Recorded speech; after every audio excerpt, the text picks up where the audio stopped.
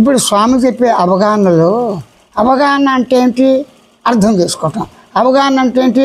అర్థంతో తాత్పర్యంతో భావాన్ని గ్రహించి దేని నిమిత్తం మన ప్రశ్నించిన అనుబంధాలు ఉన్నా అవి మనకి కంట్రోల్లో ఉన్నా లేకపోయినా సమస్య ఉంది. ఆ సమస్య దేని నిమిత్తం ఏంటి? నా నిమిత్తం నీ సమస్య. నా అందం గురించి నేను బతుకుతున్నప్పుడు ఆ అందాన్ని స్థిరంగా చేయాలనే ప్రయత్నమే కూడా ఒక ప్రయత్నం.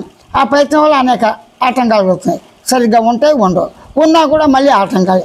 అది కేవలం సుఖానుభూతికి మాత్రమే, ఆనందానుభూతికి మాత్రమే, సంతోషానుభూతికి మాత్రమే ప్రతి జీవి, ప్రతి ప్రాణి, మానవ సమాజంతో అందరూ కూడా ఇబ్బంది పడుతున్నాము.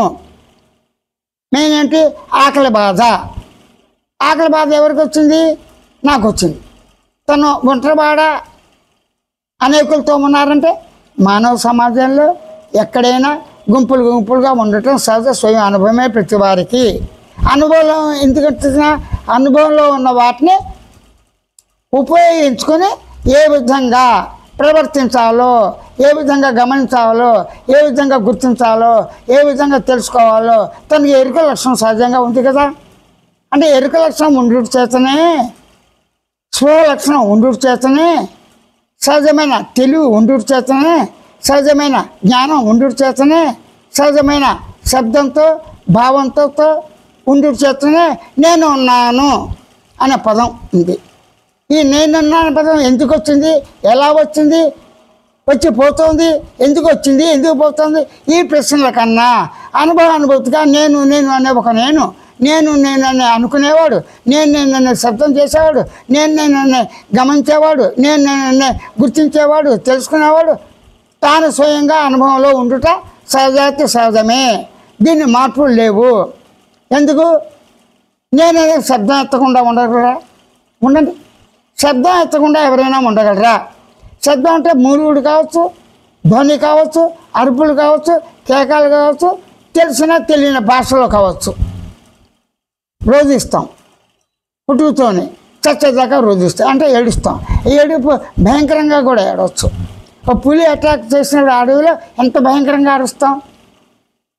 అలాగే వెళ్తూ కట్లపురికి వచ్చి మీద పడితే, యాక్సిడెంట్ అయితే ఎంత భయాంకరత అరుపులు అరుస్తాం.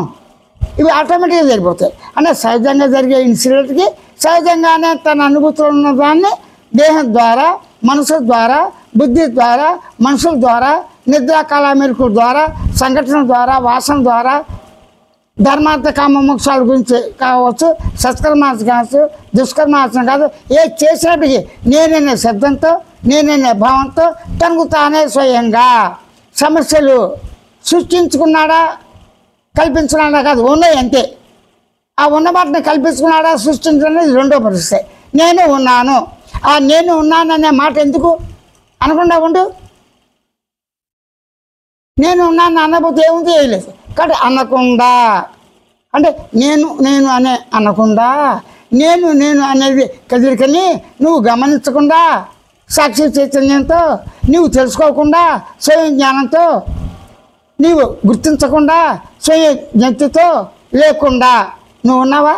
లేదు. అంటే ఇక్కడ ఏంటి? ప్రధానంగా నీ లక్షణాలు ఎలాగున్నాయి అంటే నేను శబ్దం ఎలా చేస్తున్నావు?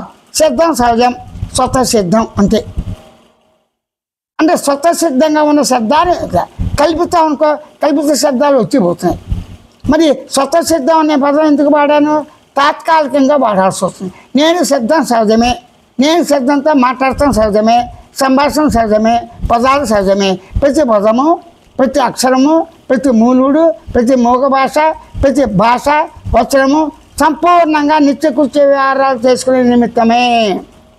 దేని నిమిత్తం? నిత్యకృత్య దైనందిత వ్యవహారాలు చేసుకునే నిమిత్తమే. అవేంటి?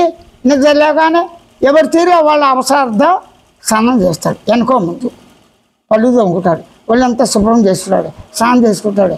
అదే దేవుని మీద నమ్మకున్నాడు, బొట్టు పెట్టిన వాడు సమాజానికి చేస్తాడు, ప్రకృతికి చేస్తాడు. అంటే ప్రకృతి అనుబంధం దేహానికి, దేహంతో ప్రకృతి అనుభవం, ప్రకృతి రెండింటికి వినామ సంబంధం. ఇలాగా లేస్తూనే కళ్ళు తెరగానే ఆవులో పడతాయి, గేదెలో పడతాయి, తల్లి తండ్రి అందరూ పడతారు. ఆ నిద్రలో ఉండవు కదా. అంటే ప్రకృతి ధర్మంగా దేహ ప్రకృతిని, జగత్తు అంటే ప్రపంచ ప్రకృతి అంటే ఈ భూమి, నింగి నేలతో ఉన్న ఈ భూమి, పంచభూతాలకు ఉన్న కణజాలంతో ఉన్న ఈ పృథివీ, ఈ జగత్తు, ఈ సృష్టి అన్నవాడు ఈ దేహం అనేటువంటి పంచభూతాల ప్రకృతితో అనుబంధాలు ఉన్నాయి.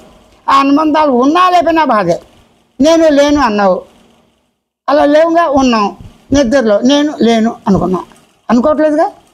మేలుకు వస్తున్నాయి, నేనేంటి ఏమైపోయాను, నా శరీరం ఏమైంది, అప్పుడు కనబడలేదు, నా శబ్దాలు కనబడలేదు, నేను అనలేకపోతాను. అసలు ఏమిటి అది నిద్ర. ఈ నిద్ర అనే పదం ఎవరు పెట్టారు? గాఢ సుషుప్తి, గాఢ సుషుప్తి, దాన్నే గాఢ నిద్ర అన్నారు. పదాలు వేరు. సుషుప్తి అంటే ఏమిటండి నాకు తెలియదండి.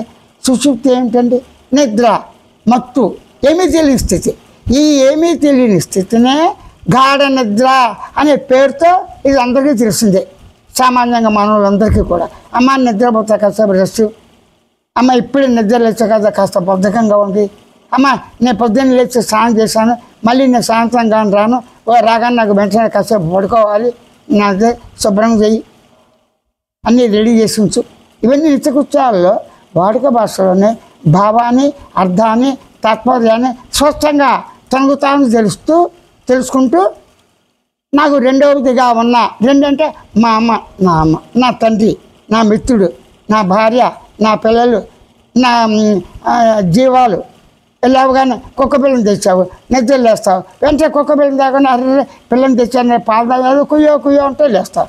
అది రాత్రి 12 అవుతుంది. ఏమిటి అలవాటు తప్పిపోతే ఆ కుక్క పిల్లని తెచ్చా అనే విషయం కూడా మర్చిపోయాడు. అరుస్తుంది, ఏంటి కుక్క, అప్పుడు గుర్తుకో, అరే కుక్క పిల్ల రాత్రి తెచ్చాను, పాలు పెట్టాను, అరే అది అరుస్తుంది, గప్ప పెడితే అది కుయ్యో కుయ్యో అవుతుంది. గబాలు ఏం చేస్తావు, ఆ పాలు తీసుకొస్తావు. ఇక్కడ ధర్మం ఏమిటి?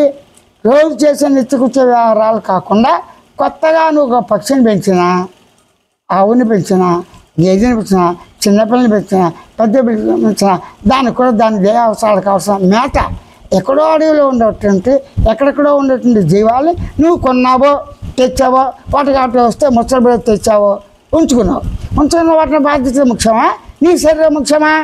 నీ శరీరం ముఖ్యం, నాకు కాదన్న.